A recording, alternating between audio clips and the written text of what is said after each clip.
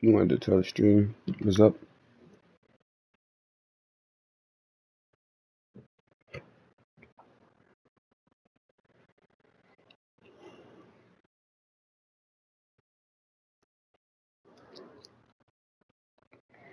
Let me send out the stream.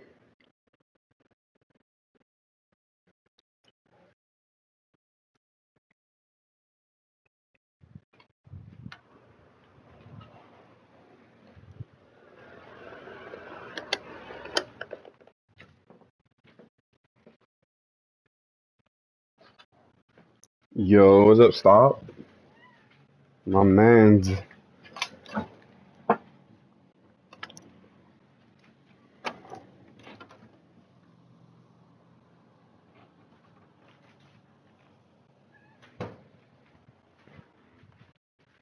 But you teaching senpai, and we gonna hit up practice mode. And I'm gonna show a couple of ground game things because um what is it? Basically, I was going against my boy yesterday, and I'm not saying his ground game was bad or anything, but it was just a couple of like slight mistakes he was making, and it just made me think to myself, it's like maybe I should just go in there and you know try to show people a little bit of tips they can take when they're on the ground, and some's gonna be stuff you probably heard before, some might be new. So yeah, just sit and chill. Damn, my boy going crazy.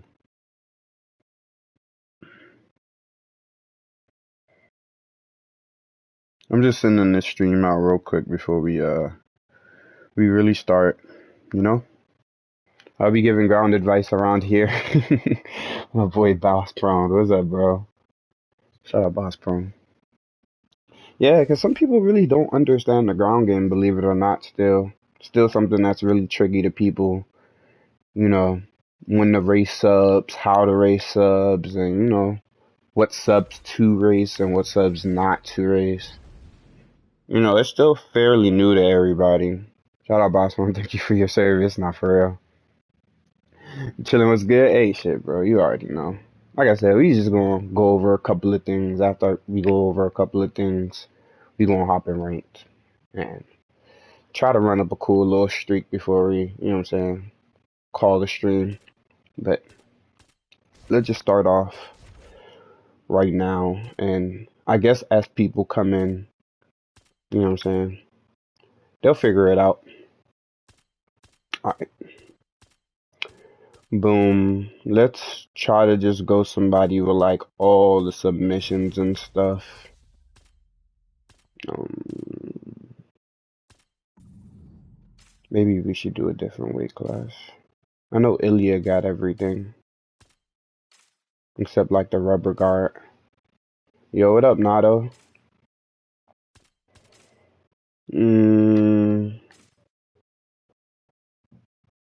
This is kind of tricky. Yeah, let's just do Islam and then Verna. Yeah, but I want like two people that got everything. Does I'm pretty sure Khabib or Tony could work for this. We'll just use Tony.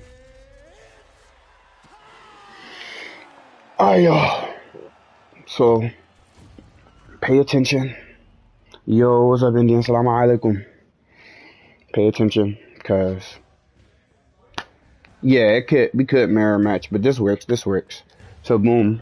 First tip, we're gonna talk about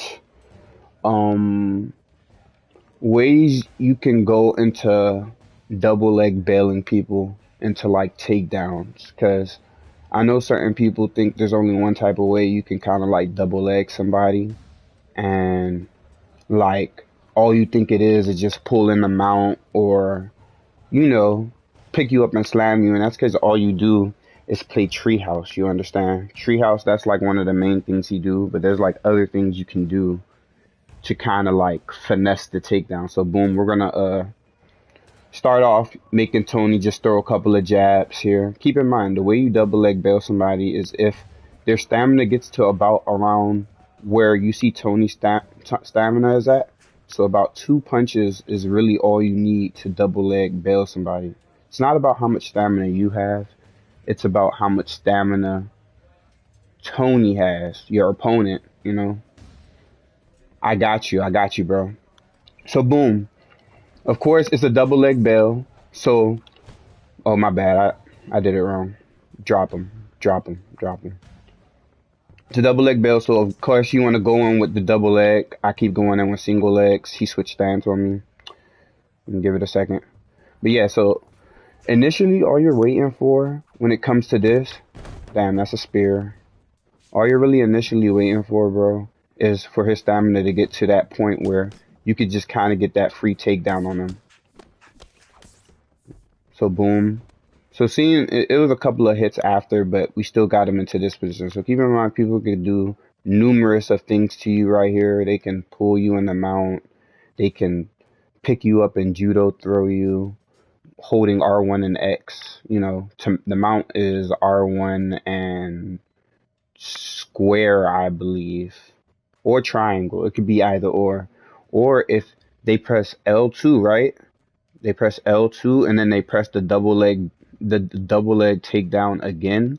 They can get this, which kinds of puts them in like this back position where you can do like so many other things. You know, you could drag them back. You could jump on their back. You can, you know, it's a lot of different things, and only really, really good players is going to know how to counter this at like a moment's notice. So you just want to keep that in mind. Like, use those type of takedowns to your advantage because everybody in the game could do it, even the strikers. So again, like I said, just get Tony swinging at the air a little bit. Try to practice the timing of your double legs. Honestly, like I said, it's gonna be a little bit of time till you're able to kind of like pick it up all the way.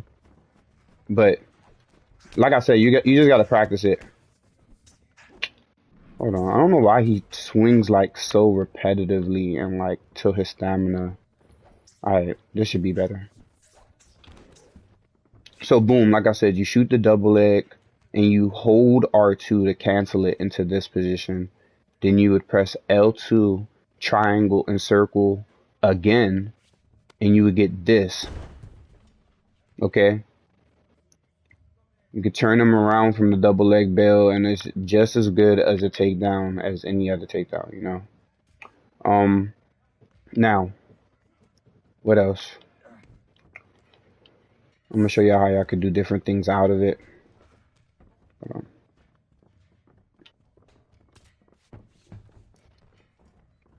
So, like I said, I could come in, I could shoot it, go like this, jump on the back, straight into submission. This is something Rennie is really known for doing. I don't know if y'all play against Rennie. I'm sure a lot of y'all played against Rennie, but Rennie's the king of doing this right here, where he'll double leg bail you, turn you around, jump on your back, and then pull you down into this sub right here, which is not a threat because it's not really like, you know what I'm saying? Jump on the back. Shut up.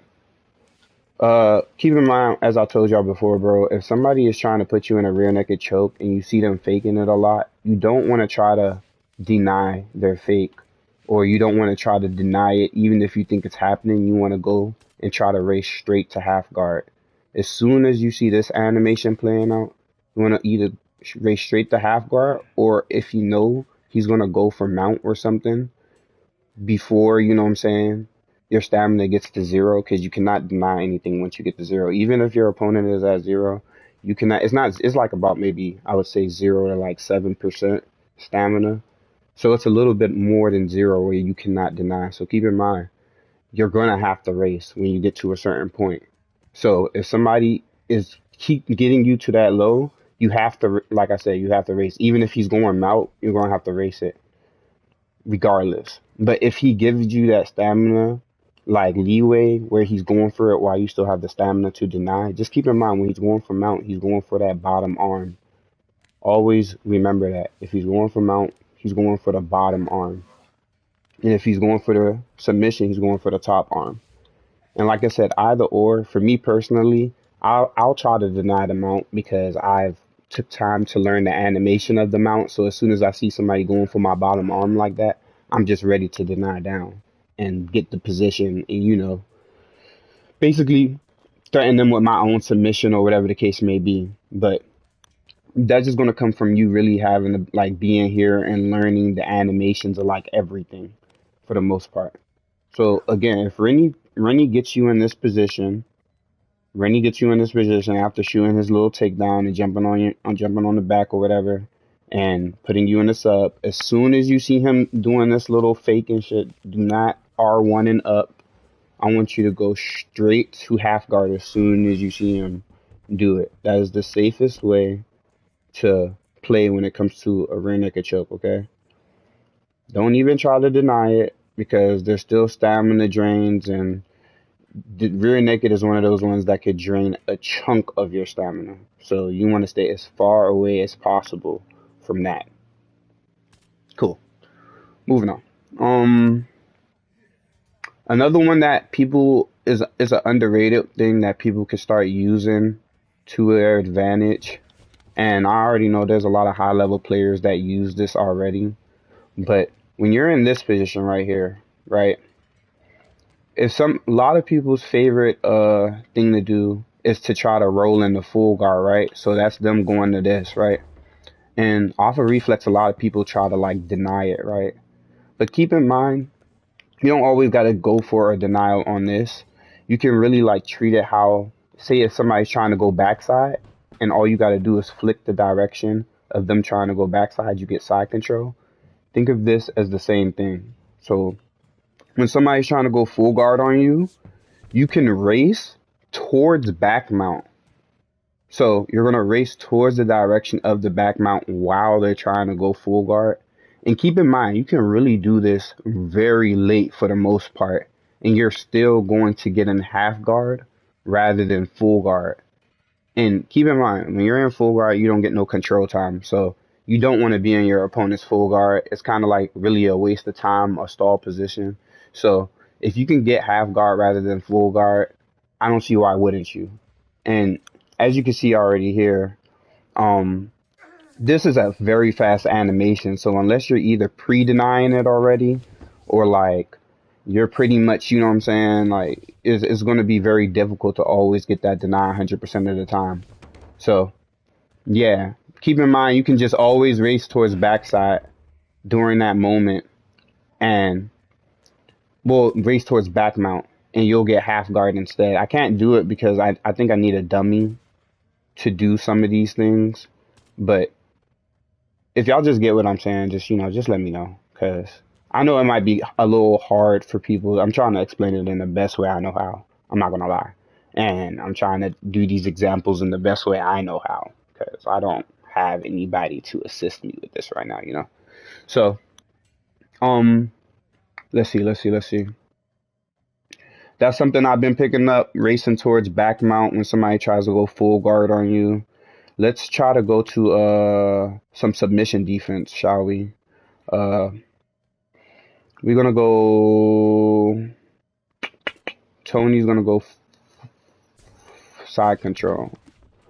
All right. So I want people to start learning the difference between a really threatening submission, like the position, versus like the submission, like, rather than just like looking at the submission as a whole. So people think different, like arm triangles are all the same power and they all do the same things, and it's not the case.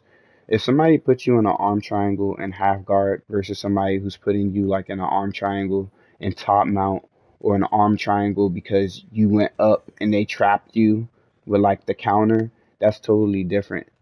You're really only going to be able to race the one that's in half guard very easily. And the way you always want to go is backside. Do not try to go sprawl. You will fuck yourself. Go backside.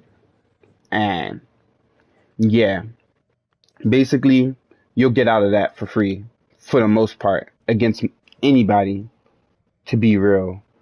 But you gotta always keep in mind you want to race towards backside. Don't try to race in any other direction, because if you try to go into a different direction, you're gonna either end up, like I said, not winning the race, or it could be like a situation where you do win the race, but I mean, it puts you in like a least favorable position. At least in backside, you get to be on like their back, basically, like a back sitting type. Not back sitting, but like that position we were just in, literally.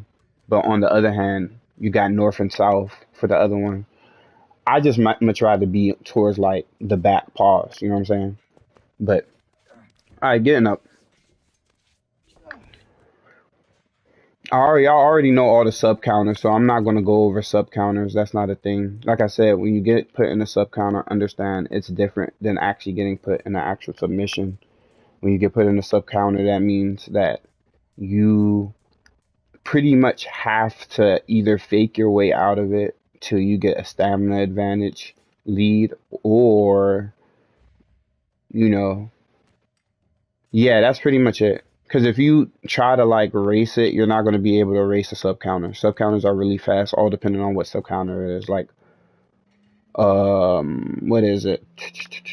The ghillie, you can race the ghillie regardless. So like, if somebody puts you in a ghillie sub counter, you can race it.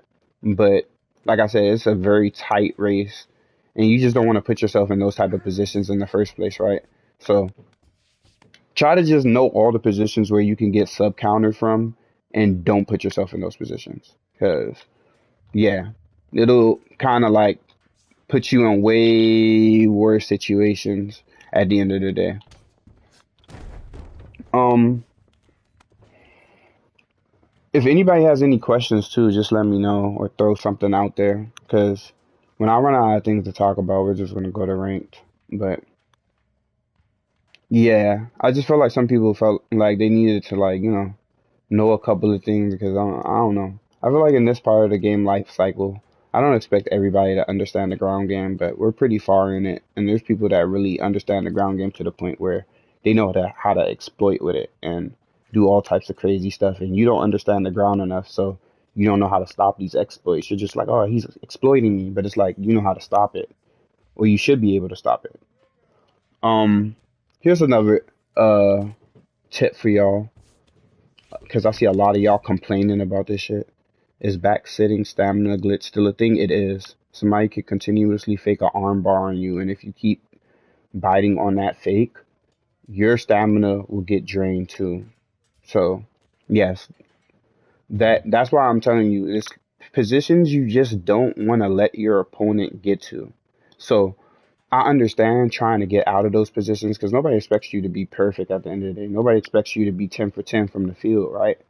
But at the end of the day, I need you to understand that if you let somebody into top mount, or you let somebody jump onto your back, like on the ground, and you give up the back mount, you're putting yourself in a really fucked up position where, you gotta have to like be sharp, and you gotta like, and that the only way you're gonna get good at those positions is by being put in it.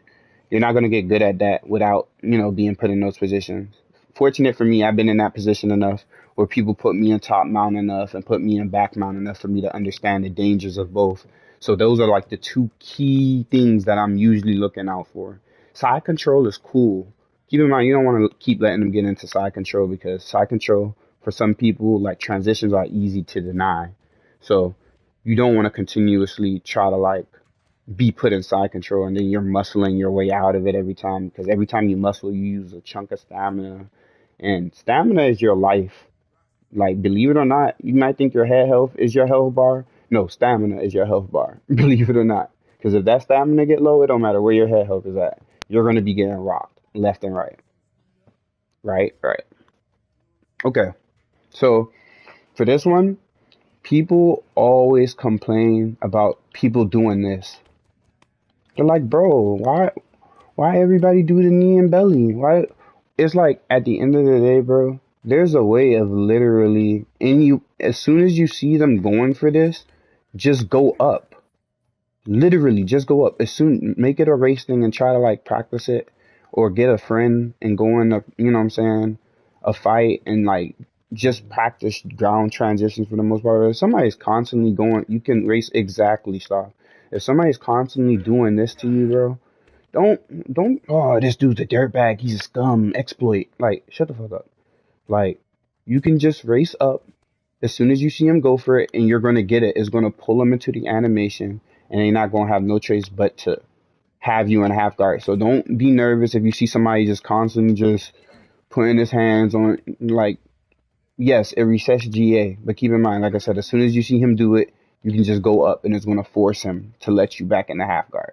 So that's a small tip.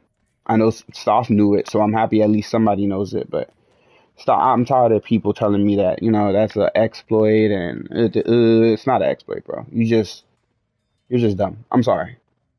But if he tickles you, shut the hell up. Um, What else? Also, I mean, if you're in this position too, common factor, if they got full guard, try to understand everybody who has a full guard and try to learn because you just don't want to let people into you don't want to be in people's full guard. Like, it's just not the place to be again. You don't get no control time. Like, yeah, you got them on the ground, but you're not getting no control time for it. So just try to understand everybody with a full guard transition and just be able to deny it when you know it's coming. Because 9 times out of 10, as soon as they get the side control, they're going to want to hop into full guard. I just consider myself solid on the ground. I just don't know the exploits. Yeah. So, like I said, one of the few main exploits that people are doing nowadays, or, that I've seen people said that Phoenix Magician, well, not Phoenix Magician, but Tainted Ember would do. He would hop on your back, right? And then once he's in this position, like I said, you don't want people to get into this position because they could just do a lot of like crazy shit from right here, right? So he can go for arm bars constantly and just keep faking it. Of course, Tekk knows the exploits. Hey, you got to in order to be able to stop it, Nado. Tainted him as a bitch. But yeah, this is what he's doing. All he's doing is just fake it. It's not an undeniable fake. He's just faking it and waiting for you to deny it. So even if you like not biting on it at the beginning, right, he'll hold the animation for a little bit longer and then try to get you to bite on it in some way. And when you bite on it, it basically is going to make your stamina get drained along with his, but yours is going to be drained too. So it's like, you don't even want to be in that position, and then he could really go for it. The next thing you know, y'all are like at pretty even stamina and stuff. And like I said, just not the ideal situation to be in. So don't even let them on your back, bro.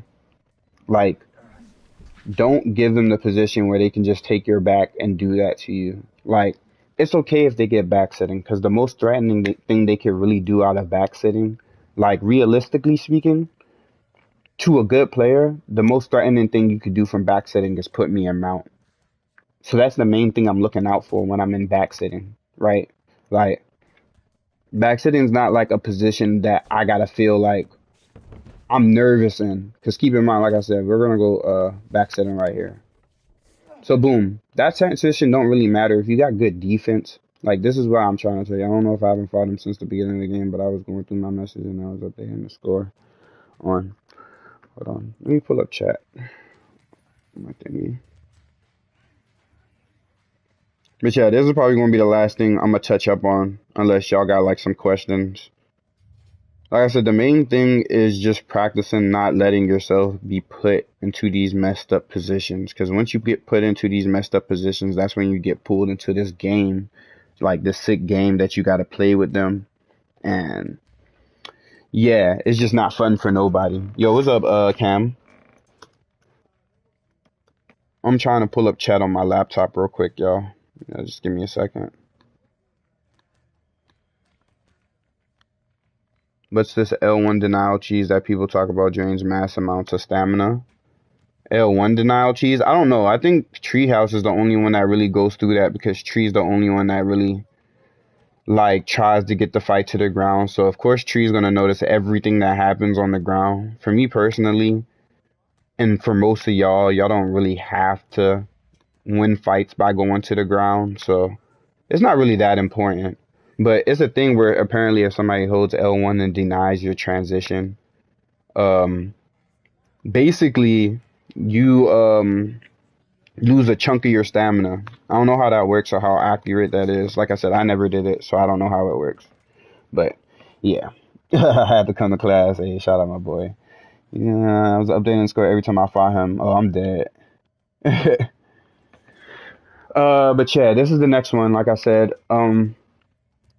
so again, you don't want to give up your back because that puts you in a position where he could kind of like stamina drain you and do all types of weird shit. So that's the main thing you want to pay attention to when they get into this position. Keep in mind you want to make sure you're looking at animations that way.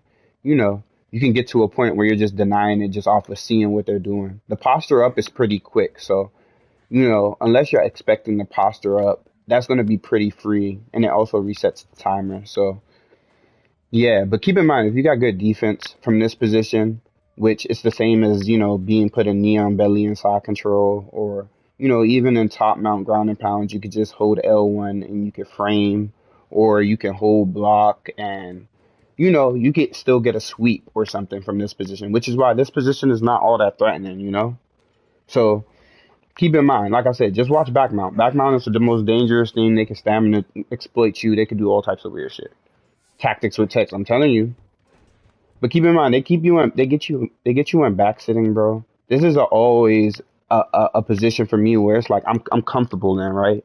Because it's like at the end of the day, again, as a good player, I know the only most threatening thing you can really do to me right here is put me in full mount. And we all know the full mount animation is always, well, the full mount transition is always going to be in the direction of where you see where his arm is wrapping around your neck. Wherever his elbow is facing in that direction, of course, that's where full mount is going to be, where the arm is being held onto. That's the main thing you're worried about. But if he puts you in a rear naked choke, like I said, you follow those same things. You raise half guard. You don't try to deny off of reflex because that's how you lose all your stamina. You just raise half guard. But yeah, besides full, and the best thing about it is armbar is the only other really dangerous thing in this, like, what I'm saying, position. And it's in the same direction as full mount. So all you got to do is just really worry about that full mount direction, because at the end of the day, that's going to be the main thing. Because again, once somebody gets you in mount, where's the seatbelt is? What you mean? Once somebody gets you in mount, especially like people like me, that's at a point, like I said, that knows how to deny off of animations instead of just guessing. Because a lot of y'all just guessing. Like, you gotta keep in mind, there's like different things people use to be able to hold you in mounts. Like people that understand mount, there's different things they use. So again, I told people about it. Some people know. I use the knees. The knees is a good way to tell, what I'm saying, which way somebody's going. Again, one side is always going to have a smaller reaction than the other. It just all comes down to which side you're coming in at. And again, like, you just don't even want somebody like me to have you in mount, because once I have you in mount, I'm just really paying attention to all that little animations. And for those of you who don't know when somebody is getting up, if you're not holding R2, you can tell when somebody's getting up when your grapple head disappears. So you see how my grapple head is here right now, right? If he tries to get up, this is me not holding R2. If he tries to get up, look at my grapple head. It disappears. So keep that in mind. If somebody's trying to get up, the way you always be able to tell if somebody's getting up is not holding R2, but just kind of like denying off of reflex. As soon as you see them going in a certain direction, you just boom, you're ready to press R2 and deny that direction. But don't hold R2, because then it'll kind of give up you being able to tell if they're getting up or not. Like in a very easy way too. Like, again, I'm telling you, your whole grapple head disappears. It's only when they get up. When they go half guard, it doesn't do that. Half guard, your grapple head still stays there. But if they try to get up, that's how you know they're trying to get up. The arm over the shoulder or the seat belt.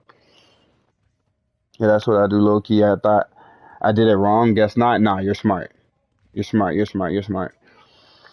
But yeah, that's just a couple of little tips that y'all could kind of use for that. Again, I'm not going to go over sub counter defense and sub defense, because at the end of the day, I got streams before this point that kind of describe what you should do as far as, racing and stuff, which directions you should race. Just a quick little, You know, for Kimuras, you can really race either way for Kimuras, but the safest way to race a Kimura is full guard. If you want to race an arm triangle again, you go backside. Don't go sprawl. Never go sprawl. Um, Arm bars, you want to try to go to side control. For rear naked chokes, you want to try to go half guard. Heel hooks, you can just get up. Bro, I don't know why I can't race Samba. What you mean? Um, oh, arm bars. Yeah, arm bars are pretty difficult. I like just trying to put myself in a position where I have stamina advantage in arm bars, and that's how I really get out of arm bars. Kimura and heels are the easiest subs to escape. Yeah, facts. Nah, so arm bars, the only thing you gotta worry about really in arm bars, bro, is keep this in mind. When somebody puts you in that arm bar, bro, your main objective as the person that's being put into the arm bar. Hold on, let me try to keep in mind certain arm bars are stronger than other arm bars. So of course, a back mount arm bar is going to be stronger than like a bottom, like you're in bottom full guard trying to put them in an arm bar. That's going to be stronger than that. But at the same time, like I said, it's a stamina game. You got to treat all these submissions that's like kind of difficult for you to be able to erase as a stamina game, because that's how you're going to be able to get out of it. So boom, the moment I see them in this position, you're already paying attention to the stam. You're paying attention to where y'all both at, and you drain. You can throw a fake in there, and 9 times out of 10, as soon as you throw the fake in there, they're gonna bite on one of these. As soon as you have that advantage, and you know this already, Cam, you just drain. You just drain. Get them to that zero, and try to time that escape. And the only way you're gonna get better at that is through time. But just get them to zero and time that escape. And through that, you'll be able to just get out of. I get out of most arm bars because of that. I just try to get them to zero, and I'll get them to bite on something. Try to get them to bite on something. Like, it doesn't matter what it is, because 9 times out of 10, y'all stamina going to be about even when he puts you in an arm bar. But I feel like every time we're even, I don't get out. Yeah, that's what I'm saying. You got to anticipate it, because just like there's a point where you can't deny his submission, he can't deny you escaping. So, do you race side or full guard? You race side. You race side. You race side. So like, for example, again, if I'm trying to get out, I'm not jumping straight to trying to get out, because that's gonna fuck you up. You never try to escape unless you really made that read on your opponent that they don't deny off the first one. Like Treehouse, Treehouse made it like a pretty common thing to not deny the first transition. So for somebody like Treehouse, you might want to kind of try to go on your first one, because you might be able to pull one over on him. But for the most part, when somebody sees the direction of which way you're going in the arm bars, it's really easy to tell which way you're trying to escape out of. So they're going to deny it. And you can get that stamina lead early. And keep in mind, like, you see the drain, and see how much lower Islam is than me off of that drain. He's gonna hit zero 100% before me, and as soon as I see him around this point where he's about to hit zero, I'm going. Like, literally around where you see this T. If you see the stamina hit around where this T is at, like right on that T, you want to like escape right then and there. Like, and that's just gonna be your safest bet, because like I said, arm bars are still pretty like an inconsistent sub, but side control really faster escape. Yeah, side control is good to get out of them. That's what I do. As soon as I get to zero, it's the more favorable position too. I'd rather be in your side control than be in your full guard. So usually it's the you want to race in the direction with the least favorable position. But at the end of the day, I feel like this one, if you already got them at zero, you might as well just try to go side control. But yeah, that's that. I guess I can give like maybe a striking tip. I'm not gonna go completely off the basis of like all the striking stuff that I know. There's too much shit to talk about if we're talking about all the striking stuff, basically. But why did Tony just shoot a takedown? I feel like I've been denied when they have 10% stamina. Yeah, and it's weird. So sleep. What happens with that is when, how do I describe it? So and that happens to me too. So there's times where yes, you do get them to zero, but they still have a tad bit enough to still get that denial on you, and that comes from when you don't keep draining them. you have to keep draining them. You have to keep holding R1 in order to get them to that 0. Do not let go of R1 at all. Like as soon as right before you transition, then you can let go of R1, but you're holding R1 damn near the whole entire time to keep their stamina at 0. Because if you let go of R1, they can regen stamina to deny your transition. So yeah, you want to like make sure you kind of like go to ranked. Excuse the hell out of me. Who the hell are you? Who the hell are you? Well, hello, motherfucker. Nah, no problem, bro. Um,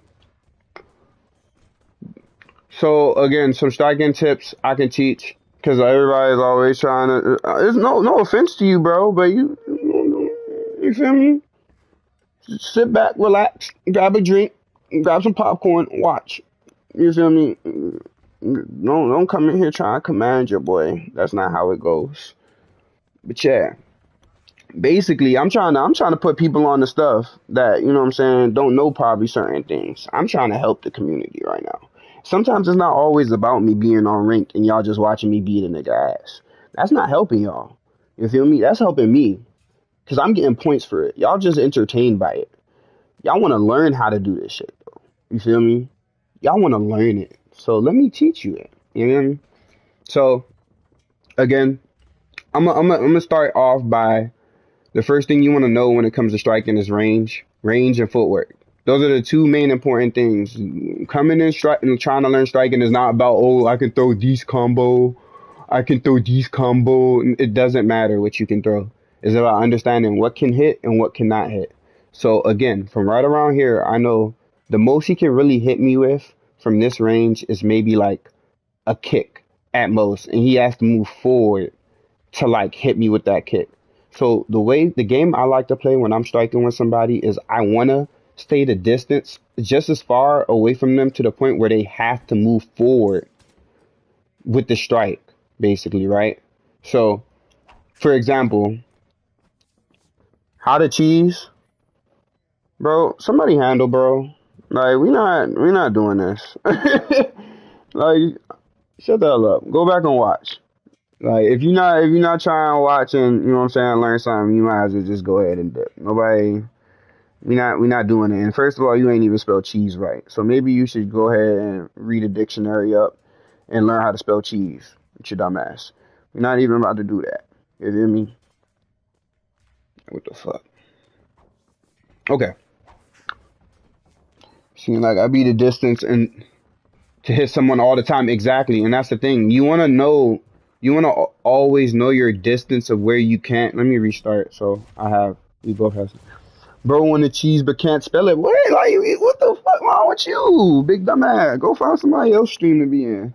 Now you can tell that's probably one of Prize fans. Little nigga didn't even know how to spell cheese, bro. I'm gonna pray for him. What was his name? Ramazan? I'm gonna pray for you, bro. Nigga ain't know how to spell cheese. Alright, so yeah. Like I said, most of the time the game I like to play when I'm striking with somebody is I'm staying in a distance that forces them to have to move forward with their strike if they want to strike at me, or they got to move forward. So Islam, the only way Islam can hit me if I'm about this distance from him is if he walks forward and throws something. He could walk forward and throw a kick that'll connect. He might lunge and hit me. Even a lunge can't really hit me from that distance. You can't leg kick me from that distance. It's not going to reach.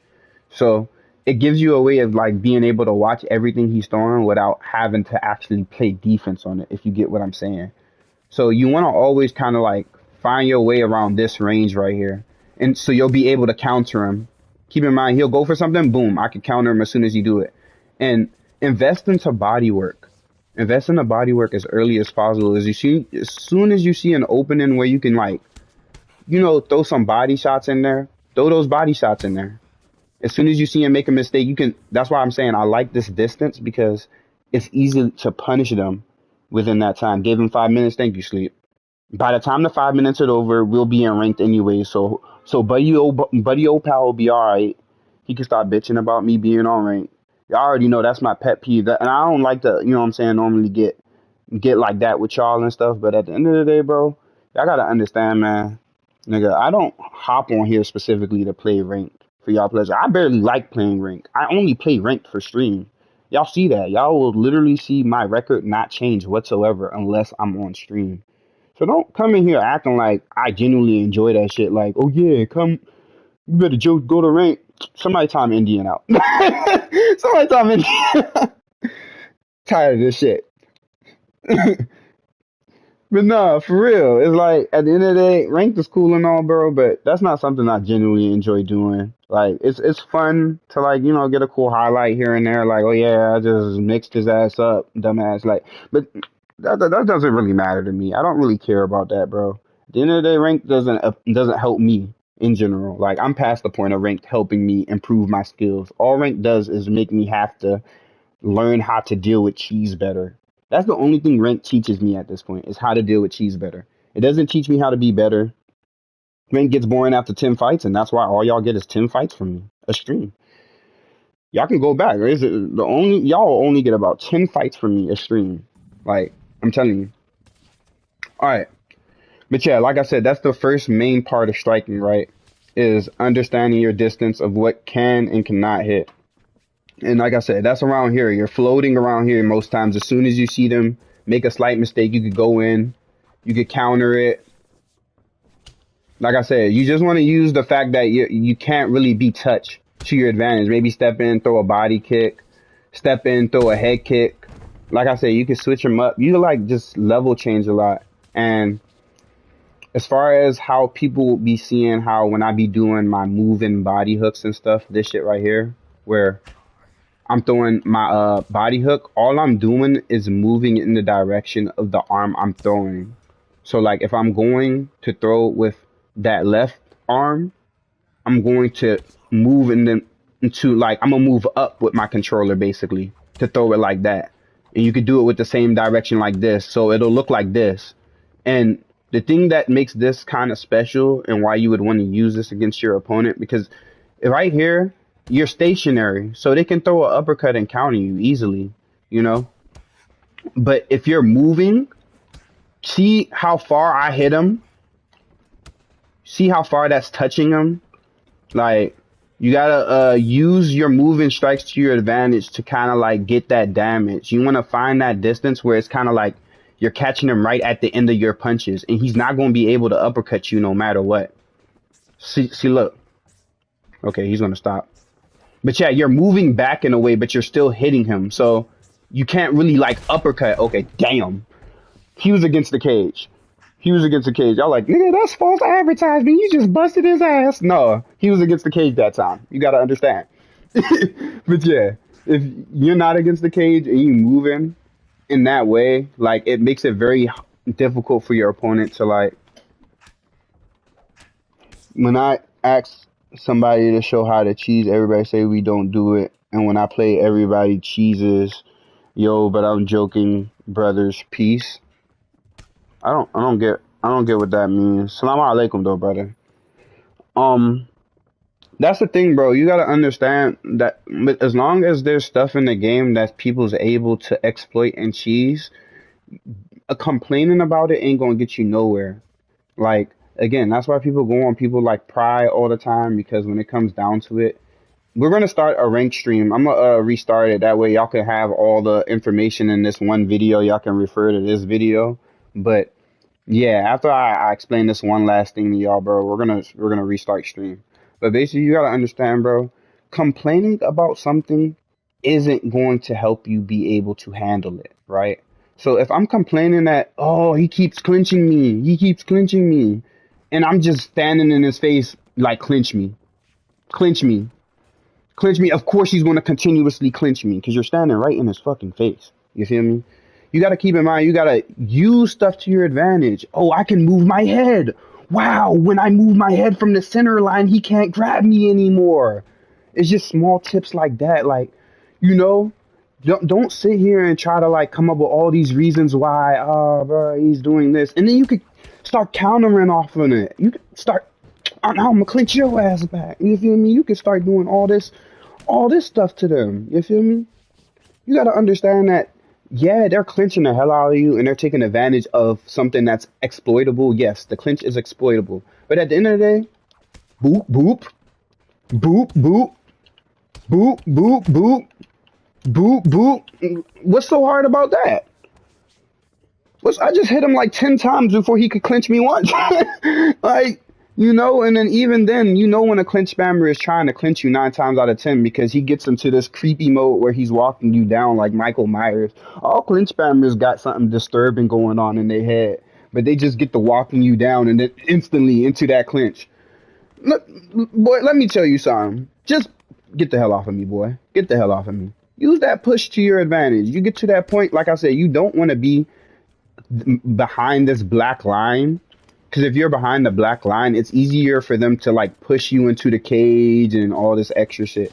So the main thing you want to do when you're going against a clinch spammer, bro, is making sure you have that open space behind you, that freedom to back up when you need to. That's what it's going to come down to. So again, he's moving forward.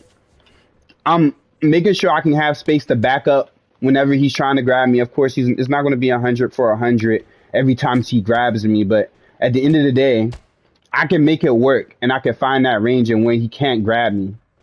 And when he does, like I said, just play defense on it, bro. Play defense. Holding R2, people think like just because somebody puts you in a clinch. No, listen. When somebody puts you in a clinch like this, they're like, bro, I can't block. You can block an elbow. The reason why they're hitting you with that elbow is because you're trying to back up. But you see I'm holding R2 right here, and it's blocking the elbow. It's clearly blocking the elbow right here. Of course, if I'm staying here, it's going to tear my block up. But I'm holding R2, I'm blocking the elbow, and I got out. No cuts, no nothing. So, let's just at the end of the day, yeah, Cheeser is wrong. A cheeser is wrong at the end of the day for trying to go about how they're trying to cheese and stuff. But at the end of the day, there's a lot of ways you can kind of like stop the cheese if you really like know the game inside out and learn it inside out. Just don't complain about everything. There's only but so much you can really complain about that's actually worth complaining about on this game. Like, the style Tekk is showing you is killing cheese. Not for real, honestly. This is how you're gonna kill the cheese, bro. It's extremely difficult to cheese somebody that understands how the cheese works. Keep in mind, if I wanted to hop on rank and be a cheeser, I could be a cheeser very easily. There's nothing hard about doing this. There's nothing hard about what Zuki, there's nothing hard about, you feel me? There's nothing hard about this. This is not what y'all come to my stream to watch though. I feel like and that's what I like, that, people could come into my stream and see somebody that genuinely knows what they're doing in the striking department rather than somebody that just gotta like, oh yeah, he's against the cage. Like, let me take down and just try to cheese him up on the ground and all this extra shit. Keep in mind, I could do all that because I know the cheese. I know all the cheese. I know the cheese inside and out of this game. How do you break the clinch instantly? So boom. As soon as he hits you, so keep in mind when somebody puts you in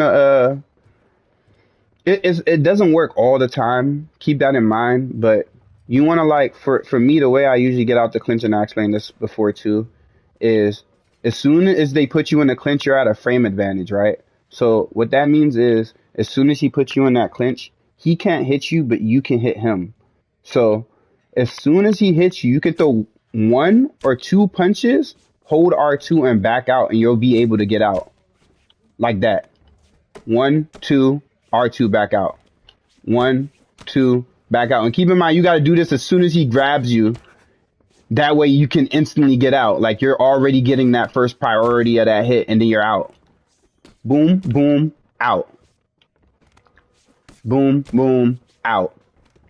Boom, boom. And keep in mind, it's not going to work for like certain people because they'll walk forward with you. And because they're walking forward while you're trying to back up, that's going to give them a little bit more time to maybe land the elbow. But keep in mind, like I said, you're just holding R2 to block as you're trying to get out so you can escape safely. Don't panic and let go of R2 because then you're just giving them that leeway to just get those free elbows off. You want to hold R2 as you're backing out, I thought this was the way, but sometimes they got the elbow, but this is the way. It's better this way, bro, because like I said, it's kind of like it interrupts everything they're doing. Because even if He tries, say if Islam tries to put me into like the over under position, which is this right here.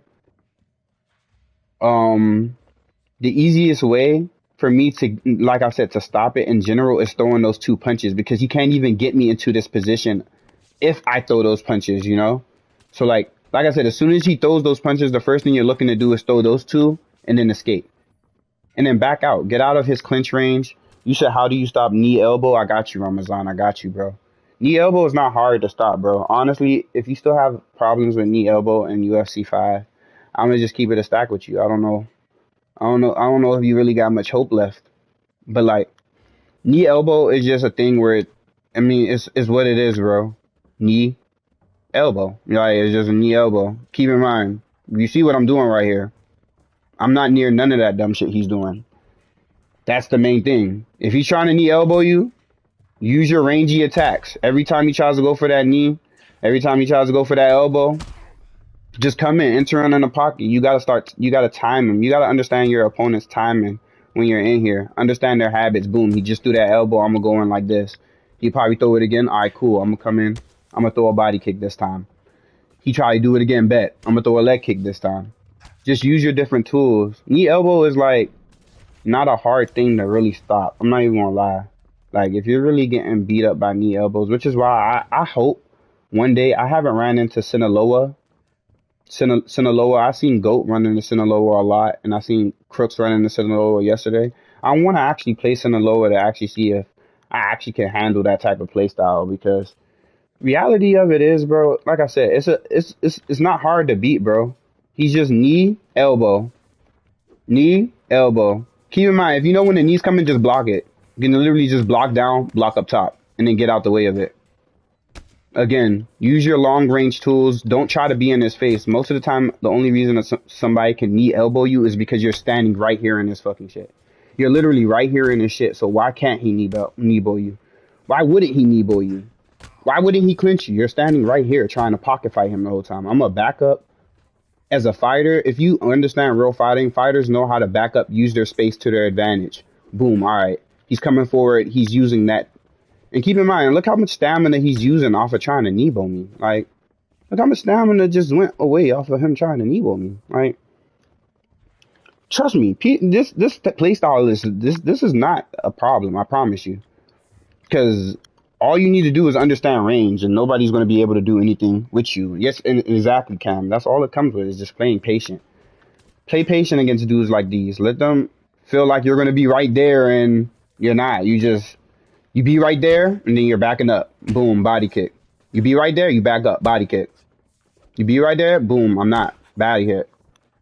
Like, and know how to use footsies to your advantage. That's another thing. Understand footsies.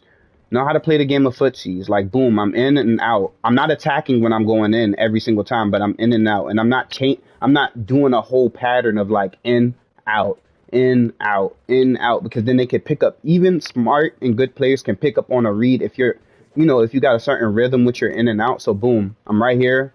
I'm backing up. I'm coming in, fake them out, backing up. So you're not trying to consistently be in a rhythm as you're moving in and out. You're just, all right.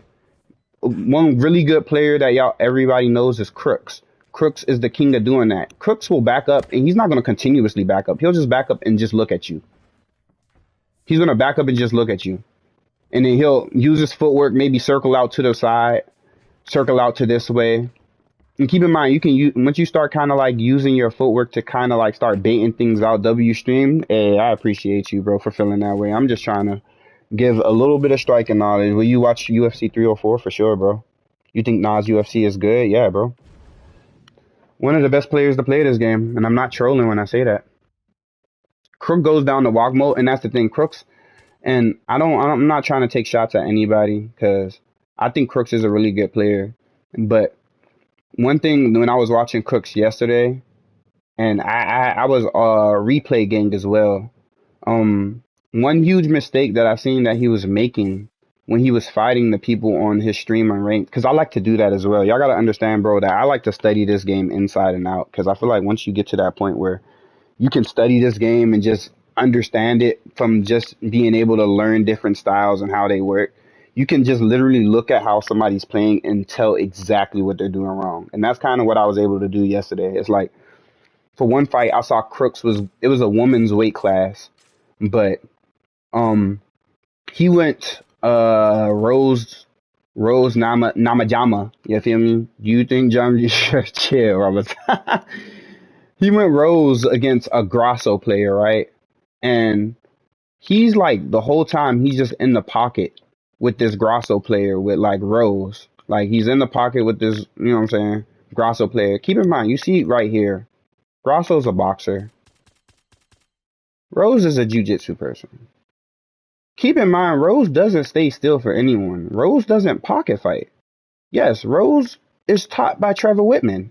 Yes, her teammate is Justin Gaethje. Yes, but they fight totally different. Justin Gaethje will pocket fight with you. Rose will use her footwork and circle around you. You seen her in her last fight. Little homegirl Tracy was getting frustrated because she just was not setting her feet. She was not staying still. You got to understand that when y'all see these fighters fight in real life, understand that you got to fight to how the fighters fight in real life to really gain that true understanding of how to use them. If I'm using Rose, I'm not staying still and trading with you. I'm going around. I'm using my leg kicks. I'm circling out. I'm doing everything I can to really frustrate you with my footwork. But the last thing I'm going to do is just willingly take trades, you know? But yeah, like I said, that's not nothing to take a shot at Crooks or anything. I think Crooks is a great player at the end of the day. But when it comes down to it, you got to be able to understand how players is. We'll just go down the list right here. Look, Sean O'Malley, boom. If you got Sean O'Malley, you got the best striker in this weight class. The best striker. You don't need to dedicate too much to trying to block break. You don't got to do too much. All you got to do is pick your shots out and use your range to your advantage. Sean is really good at using his footwork. He's really good at using his switch stance. Like I said, pay attention to the perks. You see his straight Superman spinning punches all faster, spin kicks are faster. All this. Pay attention to the stuff that makes them good and try your best to learn how to use them to your advantage. Like I said, Sean got so many different things you can use. So for example, if you want to form a game plan around using somebody like Kyler Phillips. Kyler Phillips is the new guy on the block on the game. If I want to use Kyler Phillips, the first thing I'm looking at when I see his stand-up stats is boom. Everything else is pretty decent, but his punch power. Okay, so he's not a walk you down type of person. He's not somebody that's going to like be all in your shit trying to like, land 101 knockout shots. But at the end of the day, just off of, keep in mind, I only watched about like one or two Kyler Phillips fights. But I would know that I would use him in the same way I use Rose. I'm just circling out. I'm using my footwork. I'm doing everything I can to really frustrate the person until I can find that one shot that can get them out of there, you know? And like I said, you use somebody like Marab. You're not standing up with Marab. Take him to the ground. Marab, look at his cardio. He got 100 cardio for a reason. Shoot your takedowns, even if you're annoying with it. Marab shoots 1,000 takedowns in one round. Why can't you? If he could do it in real life, I don't see why I can't do it on the game. You feel me? Like you gotta use your fighters to that. You know what I'm saying? Unless your fighter's pure shit, then don't use them to like you know what I'm saying? I use Corey similar tap tap tap bang exactly, and that's why I find a lot of success with my Corey because you know you gotta kind of like exactly know how to build that damage up. Me and my friend was talking, like I said, you gotta play how you need to play how you want to, bro. Quote that. You gotta play how you need to play how you want to, because at the end of the day, if you come in there playing how you want to, you're liable to get caught by some crazy shit that might put your ass down early. So if I'm playing how I need to, which basically in terms means I'm coming in there, I'm using my footwork, I'm doing everything I need to get ahead in the fight, to build up that damage. And then when I'm able to, I'm gonna go crazy. I'm gonna do a crazy little combo that y'all be like, damn, this dude mixing his ass up. But keep in mind, I wouldn't go in there at the first round doing that shit to this dude. You know what I'm saying? Same thing. Think of it as the max strategy. The max strategy is he goes in, he builds damage up on you. Like, as long as he's touching you, pause. As long as he's touching you, that's all Max care about. Max don't give a fuck about genuinely putting your ass out in the first round. He just want to go around, touch, touch, touch, touch. Just in general, you want to move and read until you're comfy throwing exactly high level. Exactly. All right, I got you. I'll show a couple of combos.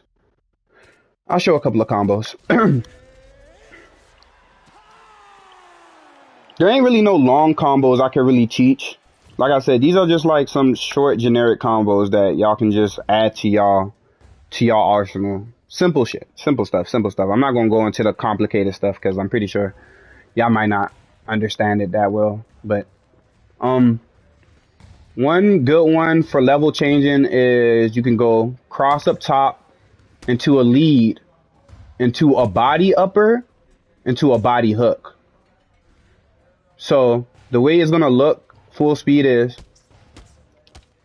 oh damn, he ain't do the last one. All right, boom, boom, boom, boom. That's how the combo's gonna look. That's a good one for like if you know your opponent is rocked. Of course, you don't want to throw it while you know they can just throw the uppercut on you. But if you know they're rocked and you just want to go in and level change on them because they're all doing the bobblehead dumb shit, you know what I'm saying? You can boom, boom, boom, boom. Simple. Very simple move. Another one, like I said, I've been doing a lot lately of is using the push in the middle of my combination. Shout out to Jameer. Jameer's the one that put me onto that. But you want to always make sure if you want to use your push in between your combo that you're freeing this hand up. You're freeing this hand up. So if I want to use my push, I'm going to make sure the last hand I'm throwing with is this hand. This is the last hand I got to throw with for me to get that animation from the push. One combo I've been doing a lot of Corey is lead, body, kick, straight, rear hook, body uppercut. So he said a lead, body kick to a straight to a lead hook. Okay, so boom, boom, boom into a body upper. Oh, that's nasty, Sleep. That's nasty. Hold on. Let me see if I can get that down in one pack. Let me see. Boom, boom. Slapped his ass. Hold on. Boom, boom, boom, boom. That's nasty. I like this one. I like that one, Sleep.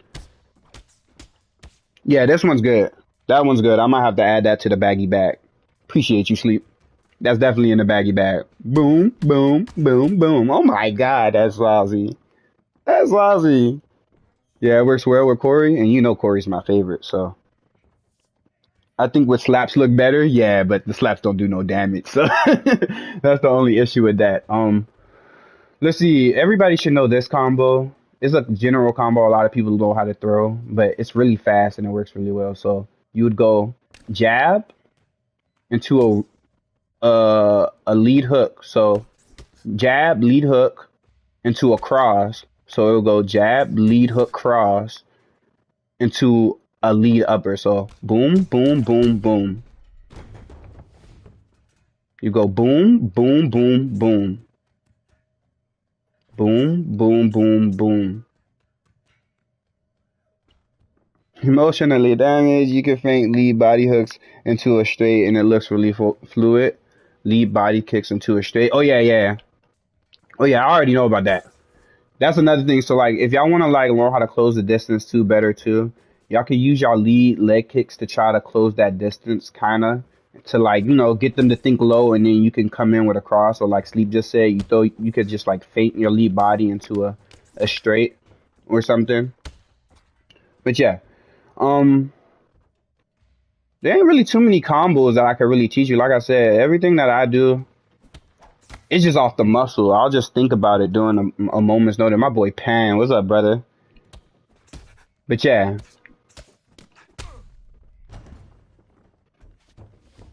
maybe boom, boom, boom.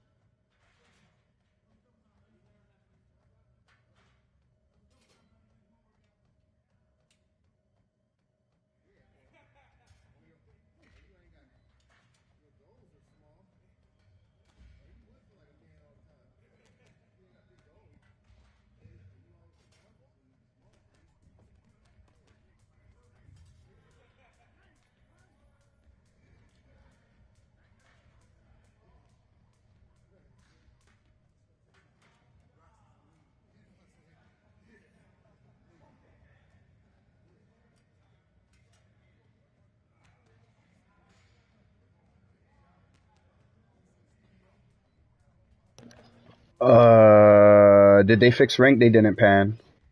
A stable four piece is a jab, lead hook, straight, lead uppercut. Yeah, yeah, yeah. That definitely sounds like it's valid. Um, is it better to set your feet? It's better to set your feet when you know your opponent is gonna walk forward into you. So the best time to set your feet when you're about to rip a combo is if somebody you know they're coming towards you. And keep in mind, you don't want to automatically just rip the whole combo out at the same time. You want to just like fill it out. Try to see if that jab touches them first, and if that jab touches them, then you continue with the rest of your combo. You know, try to make it fast too. That way, they're not going to be able to use hand movement. But guys, I'm going to go ahead and end this Tekk teaches session. Take care of a couple of things real quick, and when we come back, we're going to be able to stream some ranked, and we'll have some, some cool little ranked fun or whatever the case may be. But I appreciate y'all boys for, whether you learned something or you didn't, or, you're just in here chilling with me or whatever the case may be. I appreciate y'all for being in here, man. And yeah, just give me about like maybe, I'll say 20. Yeah, like 20. And yeah, we'll be able to start the ranked stream up. Yeah, I'll see y'all boys there in a little bit.